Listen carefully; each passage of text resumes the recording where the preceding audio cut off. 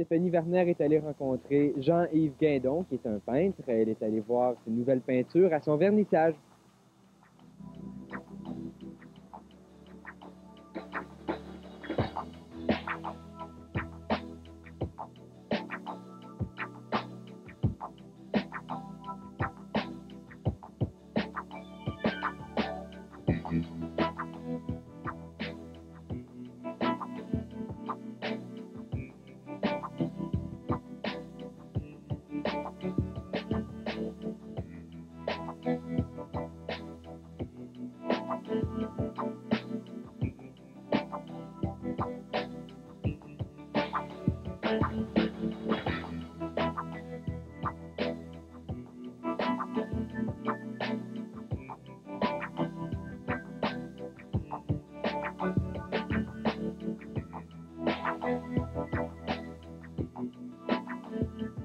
Alors bonjour, Monsieur Guindon, ça va bien? Bonjour.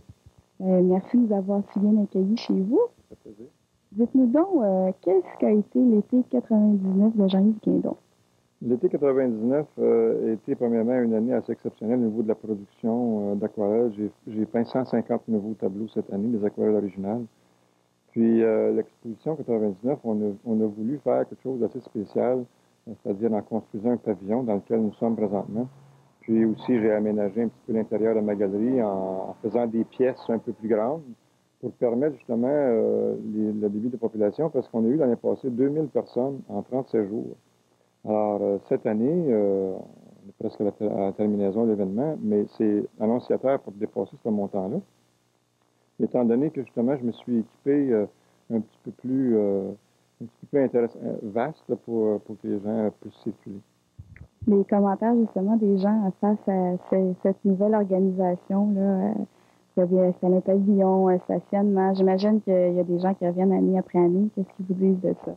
Ils ont trouvé ça assez exceptionnel parce qu'ils s'imaginent tous que c'est moi qui ai tout construit ça là, dans l'espace de 3-4 mois, mais j'ai demandé beaucoup d'aide aussi pour le faire. C'est qu'ils se sentent libres, ils se sentent agréablement surpris de voir que dans la nature, ils peuvent se promener, puis regarder des tableaux lentement. Le pavillon permet justement de circuler plus longuement ici. Puis par le fait même, les gens sont plus à l'aise avec un stationnement aussi qui permet une plus grande facilité. C'est que les ventes se sont accrues par le fait même. Changement de sujet un petit peu. Bon, tout le monde a appris par les divers médias que l'Auto-Québec a acquéri un tableau de Jean-Yves Guindon pour sa collection permanente du Casino. Professionnellement, qu'est-ce que ça représente pour vous? Professionnellement, c'est que pour moi, c'est une forme de consécration, dans le sens que le milieu m'encourage et me supporte. On n'est jamais reconnu trop dans notre pays, dans notre patelin. C'est ça que ça fait dans mon esprit lorsque l'Auto-Québec m'a appelé pour dire, bon, écoutez, on a un budget, vous êtes un artiste professionnel, on est intéressé à acquérir une de vos toiles. Évidemment, je ne suis pas le seul artiste dans l'Outaouais qui était amené à ça, qui était sollicité par ça. Par contre, pour moi, c'était très important, après un genre de cheminement de 15 ans de carrière, j'ai été très heureux de cet événement-là. Personnellement, qu'est-ce que ça fait avoir une de nos toiles exposée à côté d'un Jean Riopelle?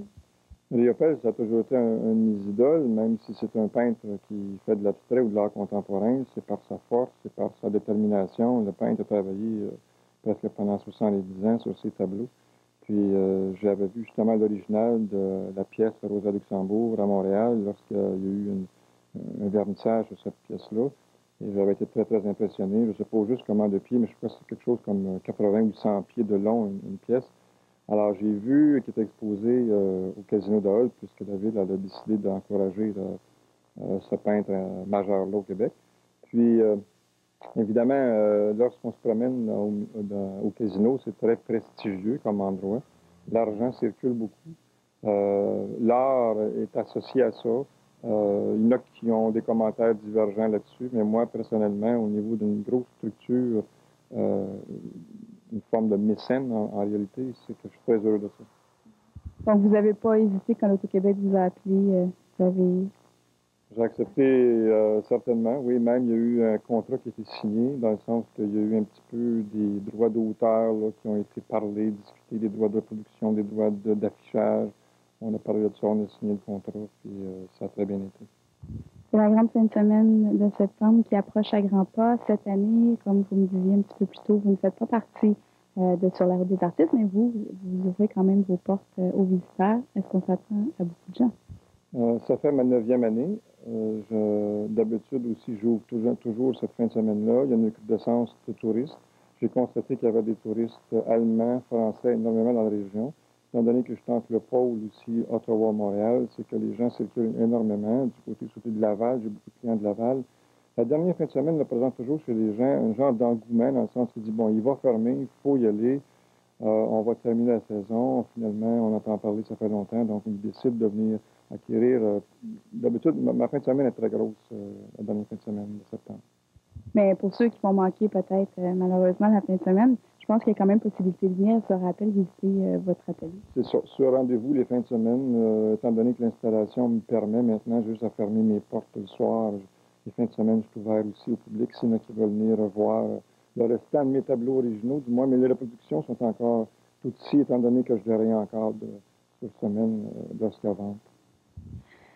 À plus long terme, pour l'an 2000, donc l'an prochain déjà, l'an 2000, j'imagine que vous allez revenir avec votre exposition annuelle, mais qu'est-ce qu'il y a d'autre dans la vie de Jean-Yves Guindon qui s'en vient? Je n'ai pas d'exposition majeure à l'extérieur, étant donné que je vends la majorité de ma production ici dans 30 jours. C'est assez exceptionnel. Je suis encore très, très surpris de la réponse des gens. Mais peut-être que c'est à cause de ça aussi, c'est que je préserve le noyau de ma production pour des gens qui m'encouragent dans la région et la grande région du Québec aussi, évidemment. Ce que je vais faire pour l'an 2000, je suis en train justement de bâtir ça ici pour l'an 2000. Je vais le préparer encore mieux, on va le peaufiner, on va recevoir les gens avec des nouveautés certainement. Dans l'air, il y a 150 nouveaux tableaux officiellement. Je ne vais pas trop dépasser ce quota-là. Mais aussi, c'est mon 10e anniversaire l'an prochain. L'an 2000, il va falloir que ce soit quelque chose de spécial. Puis j'ai des idées, mais je ne vendrai pas la mèche tout de suite. Donc, cette espèce d'euphorie qu'il y a autour de l'an 2000, puis aussi de votre 10e anniversaire, est-ce que ça va changer un petit peu votre façon de peindre ou est-ce qu'on peut avoir droit à des tableaux surprises peut-être? Il va certainement avoir quelque chose de nouveau. Cette année, par exemple, j'ai bougé un petit peu au niveau de mes couleurs. J'ai changé ça un peu. J'ai fait une thématique qui était des raisins sauvages. J'en avais fait une douzaine sur un mur. J'avais fait ça à Montebello en 95 avec des papillons. J'avais pris de l'expérience cette année.